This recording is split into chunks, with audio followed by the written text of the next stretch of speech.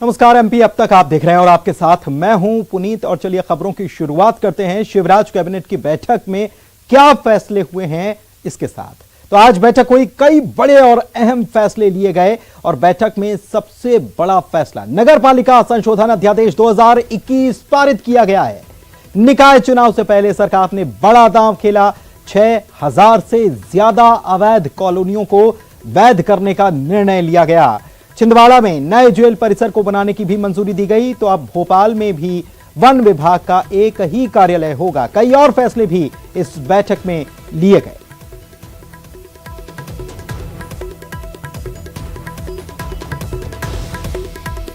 के अंदर आज तय किया गया कि छिंदवाड़ा में नवीन जेल भवन परिसर के निर्माण की स्वीकृति आज कैबिनेट के द्वारा दी गई है। आज कैबिनेट के द्वारा मध्य प्रदेश नगर पालिका विधि संशोधन अध्यादेश 2021 का अध्यादेश लेके आए हैं। इसमें जो हमारी प्राधिकृत कॉलोनियां हैं उनका विकास, जो अवैध के रूप में मानी जाती थी, जिसके कारण से वहां पर नगर पालिका, नगर निगम, नगर पंचायत विकास नहीं कर पाती थी।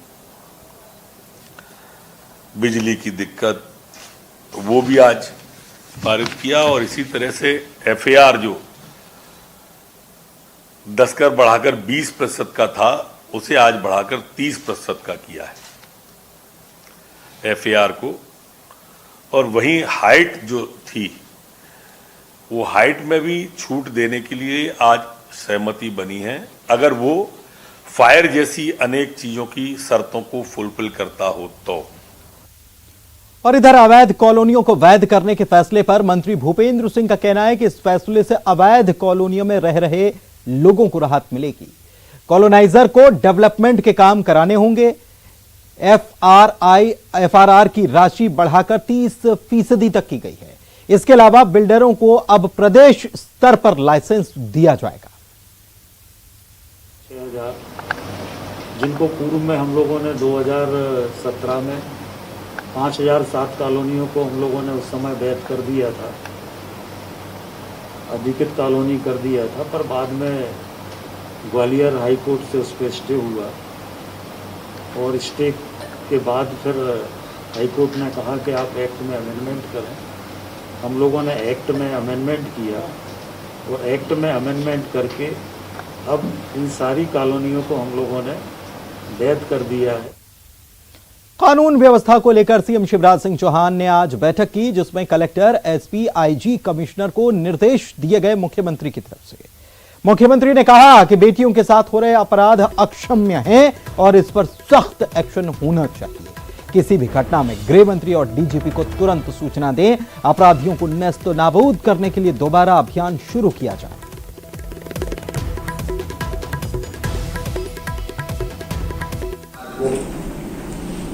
अपने विभाग की बैठक करेंगे ही करेंगे। हर हफ्ते अगर हम रिव्यू करेंगे तो अधिकारियों के काम में तेजी आएगी।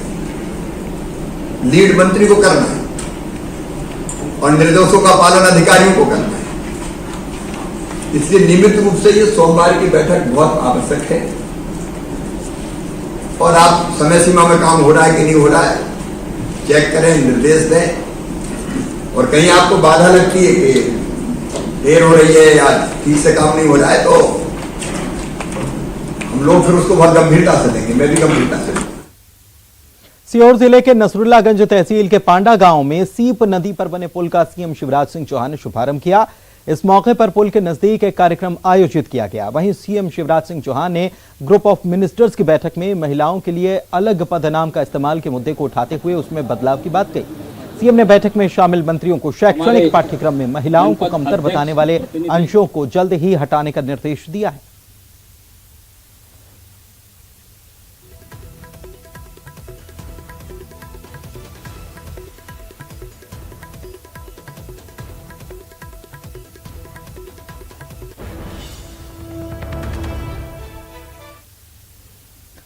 केंद्रीय कैबिनेट के विस्तार से पहले 8 राज्यों में राज्यपाल बदल दिए गए। गुजरात के मंगूभाई छगनभाई पटेल को मध्य प्रदेश का राज्यपाल बनाया गया है। इसके साथ ही केंद्रीय सामाजिक न्याय मंत्री थावरचंद गहलोत कर्नाटक के राज्यपाल नियुक्त किए गए हैं। रमेश बैस को झारखंड का गवर्नर बनाया गया। बता दें कि मंगूभाई पटेल गुजरात के नवसारी से 6 बार विधायक रहे हैं। इसके साथ ही मोदी कैबिनेट में वन एवं पर्यावरण मंत्री भी रहे हुए हैं। मंगूभाई को दक्षिण गुजरात का प्रमुख आदिवासी नेता माना जाता है। मध्य प्रदेश का प्रभार लालजी टंडन के निधन के बाद से पिछले 1 साल से उत्तर प्रदेश की राज्यपाल आनंदीबेन पटेल के पास है। इधर मंगूभाई छगनभाई पटेल को राज्यपाल बनने पर सीएम शिवराज सिंह चौहान ने बधाई दी है।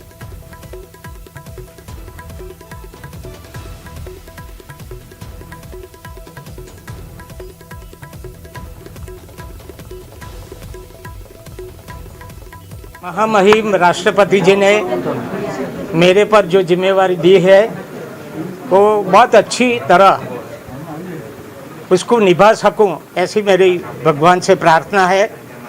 ऐसे कई जिम्मेवारी अभी तक तो मैं निभाता आया था, मगर छोटी छोटी जिम्मेवारी थी। अभी ये राज्यपाल की बहुत बड़ी जिम्मेवारी है।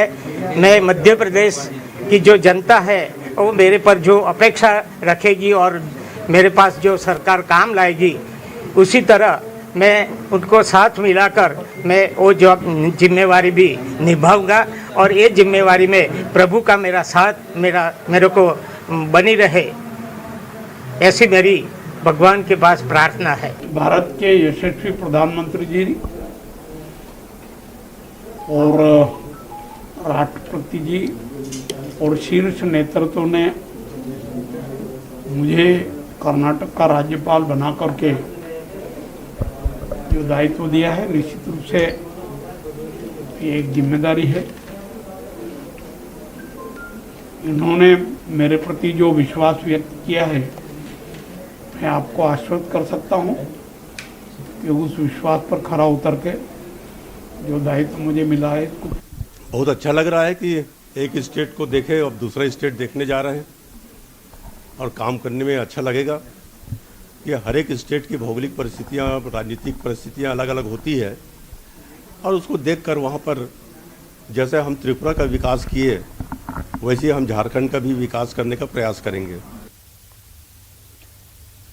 ज्योतिरादित्य सिंधिया दिल्ली पहुंच चुके हैं। बड़ी खबर आपको बता रहे हैं और उन्होंने कहा है कि अपना दौरा समाप्त करके लौटा हूं, आगे कोई बात होगी तो बताया जाएगा। बड़ी खबर इस वक्त आपको बता रहे हैं, ज्योतिरादित्य सिंधिया दिल्ली पहुंच गए। इसके पहले वे मालवा के दौरे पर थे। 4 दिन का उनका दौरा था मालवा का। 7 जिलों में उनको जाना था, लेकिन अचानक से दिल्ली से बुलावा आया तो दिल्ली पहुंच चुके हैं ज्योतिरादित्य सिंधिया। उनसे जब मीडिया ने बात करने की कोशिश की तो उन्होंने कहा है कि अपना दौरा समाप्त करके लौटा हूं और आगे कोई बात होगी तो बताई जाएगी। वही सीट में तो वापस अभी दिल्ली आया हूँ भाई। वही सीट में तो वापस अभी दिल्ली आया हूँ भाई। वही सीट में तो वापस अभी दिल्ली आया हूँ भाई। वही सीट में तो आरएसएस प्रमुख मोहन भागवत 7 दिन के दौरे के लिए चित्रकूट पहुंचे। इस दौरान वे यहां के पंडित दीनदयाल शोध संस्थान आरोग्य धाम में रहेंगे। मोहन भागवत 8 जुलाई से राष्ट्रीय स्वयंसेवक संघ की होने वाली 5 दिवसीय विश्व स्तरीय बैठक में शामिल होंगे, जिसमें वे 9 और 10 जुलाई को क्षेत्रीय प्रचारक की बैठक में शामिल होंगे। इसके बाद 10 और 11 जुलाई को प्रांतीय प्रचारकों के साथ मोहन भागवत वर्चुअली बैठक लेंगे। कोरोना महामारी को देखते हुए 300 प्रचारक ऑनलाइन इस बैठक से जुड़ेंगे।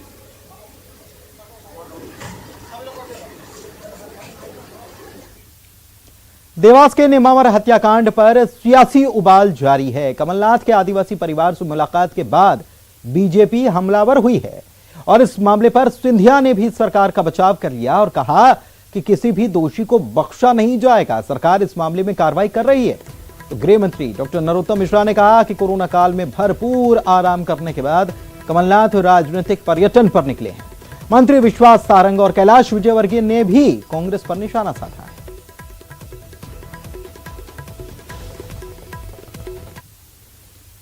कमलनाथ के नेमावर दौरे पर बोलते हुए गृह मंत्री ने कहा कि कोरोना काल में भरपूर आराम करने के बाद वे राजनीतिक पर्यटन पर निकले हैं। कांग्रेसियों को बचाने गए थे, आदिवासियों के आंसू पोंछने नहीं।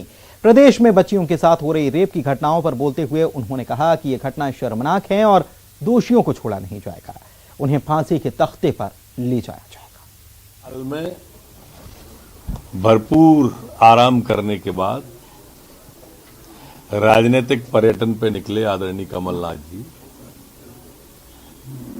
भाजपा पे आरोप लगाने के पहले ये तो सोचो कि वो 15 साल तक कांग्रेस का अध्यक्ष रहे, उसके पिताजी दादाजी। ये सब वो लोग हैं जो कांग्रेस के टिकट पे तिवारी जी चुनाव लड़े हैं। वहां पर एक उंगली हमारी तरफ उठाते हो तो 3 उंगली आपकी तरफ उठती हैं। और एक बात बताओ कमलनाथ जी, आप वहां पर कांग्रेसियों को बचाने के लिए दबाव बनाने गए थे या जनजाति के लोगों के आंसू पहुंचने गए थे? अपने सवाल उनके मुंह में डाल के जिस तरह से पूछते हुए मैंने वीडियो देखा है, ये क्या है? अगर इतना ध्यान आपने कांग्रेस कार्यकर्ताओं को संस्कारित करने पे दिया होता तो ऐसी घटनाएं नहीं घटे। ये जो 5 साल की बेटी, 7 साल की बेटी, वास्तव में हृदय विदारक घटना है। मन आहत और पीड़ित हो जाता है। ये जो कहीं पिता आ रहा है ध्यान में, कहीं पड़ोसी आ रहा है ध्यान में, इसके लिए हम सबकी, सरकार के साथ साथ मीडिया के पक्ष की और समाज के लोगों की भी जिम्मेदारी है कि हम समाज के अंदर इस तरह के वातावरण का निर्माण करें कि ये जो नर पिशाच का काम आप कर रहे हैं, एक बच्ची का पूरा जीवन नारकी बनाने की आप जो कोशिश करते हैं, ये अक्षम्य अपराध है और सरकार इन्हें फांसी के तख्ते पर ले ही जाएगी। मैं समझता हूं कि उस पर बहुत तत्काल कार्रवाई की है।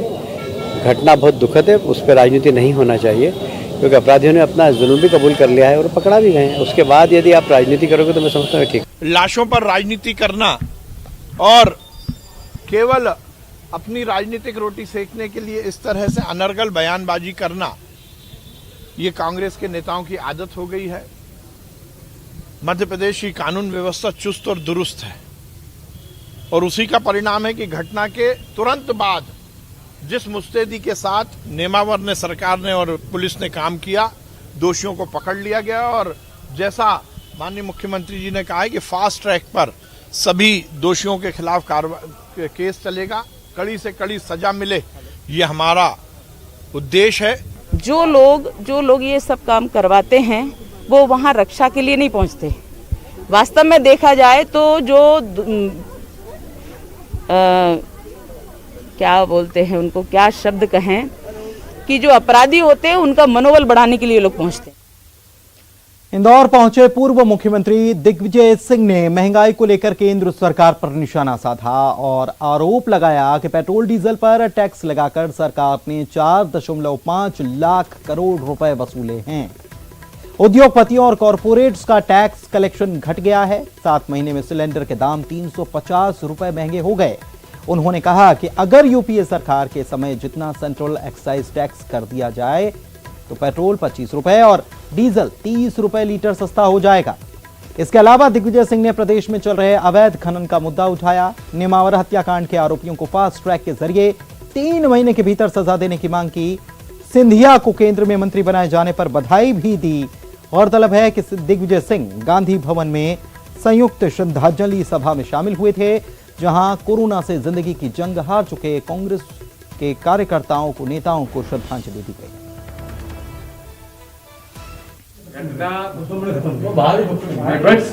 घटना है, क्रूर हत्या की गई है, निर्मम हत्या की गई है।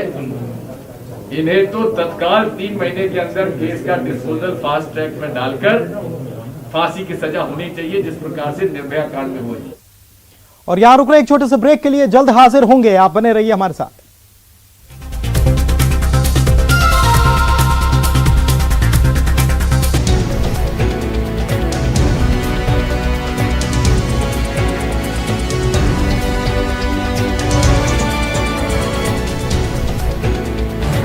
इस न्यूज हेडलाइंस के प्रायोजक पेट सफा आयुर्वेदिक चूर्ण।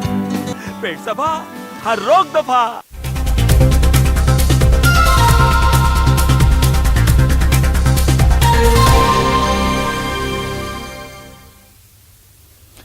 ब्रेक के बाद आपका स्वागत है। भोपाल में स्टेट साइबर पुलिस ने ऑनलाइन ठगी के अंतर्राष्ट्रीय रैकेट का खुलासा किया। बताया जा रहा है कि क्रिप्टो करेंसी के जरिए पाकिस्तान रकम भेजी जा रही थी। भारतीय नागरिकों के नाम पर फर्जी कंपनी बनाई जाती थी और इस रैकेट में पाकिस्तानी, चीनी, रजिस्टर्ड सीए, सीएस समेत व्यवसायी भी शामिल हैं। पुलिस ने 4 आरोपियों को इस मामले में पकड़ा है। 2 से ज्यादा आरोपी फरार हैं। 60 डिजिटल सिग्नेचर शेल फर्म के निर्देशकों के 3 laptop, 4 pen drives, 1 mobile phone, crypto trading statement समेत कई दस्तावेज बरामद किए गए। हम लोगों ने लॉक चेक करवाए, हम लोगों ने अकाउंट नंबर पूछा कि बाइनेंस पे इसमें ये अकाउंट किसका है, तो वो जो डिटेल्स आए प्लस जो हमारा इलेक्ट्रॉनिक इन्वेस्टिगेशन जो था उससे ये आया कि ये व्यक्ति संभवतः एक पाकिस्तानी नागरिक है। और अब हम उसके डिटेल्स वर्क कर रहे हैं कि उसके बाद टेथर उसने इकट्ठा करने के बाद वो टेथर आगे कहाँ दिए हैं, तो उन वैलेट्स पे हम लोग वर्क कर रहे हैं, वो इन्वेस्टिगेशन अभी जारी है।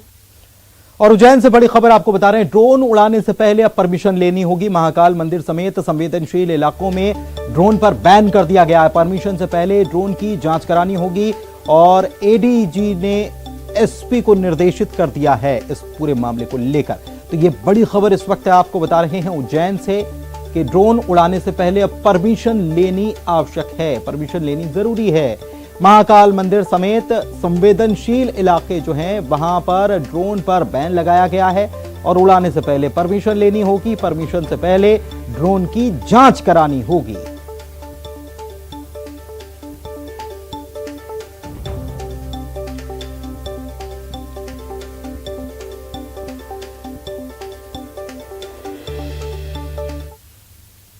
और इसी के साथ एमपी अब तक के इस बुलेटिन में फिलहाल इतना ही। चलते चलते हेडलाइंस पर नजर।